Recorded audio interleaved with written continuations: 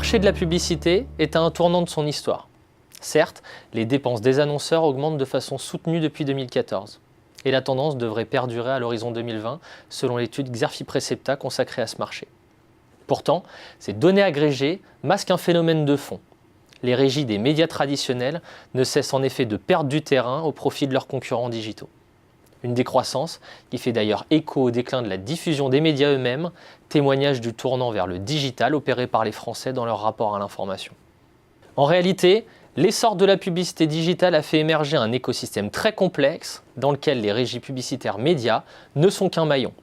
Pour rester dans la course, celles-ci doivent donc intégrer un maximum de maillons de la chaîne de valeur et se doter d'un portefeuille de sites gérés, ciblant une audience large et qualifiée. Sans oublier bien sûr d'accélérer leur digitalisation. Dans le secteur de la publicité digitale, 3 types d'acteurs aux approches marché distinctes s'affrontent. Les premiers sont les acteurs data-centric, Google et Facebook en tête.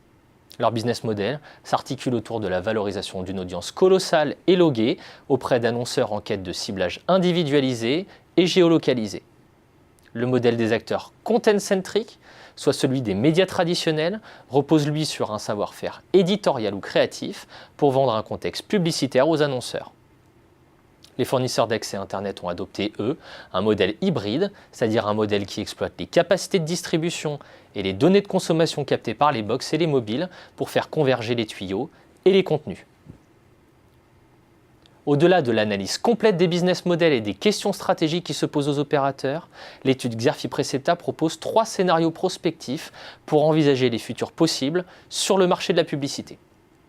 Le premier scénario anticipe une déferlante de la vague programmatique, renforçant au passage la domination des géants du digital sur le marché publicitaire de masse. Dans ce contexte, les acteurs historiques doivent, eux, s'accaparer le terrain du premium. Le deuxième scénario prévoit quant à lui que l'avenir de la publicité appartient aux adtech, capables de réaligner les intérêts des médias traditionnels et des annonceurs. À ce titre, les technologies de ciblage émotionnel, de publicité conversationnelle ou de réalité augmentée sont des pistes à explorer pour recréer de la valeur au sein de la filière publicitaire. A l'inverse, la publicité télévisée personnalisée ne sera pas la panacée pour l'industrie audiovisuelle française.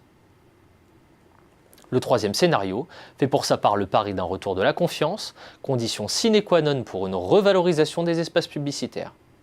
Faute de quoi, les acteurs du digital seront à leur tour emportés par la spirale déflationniste qu'ils ont contribué à créer.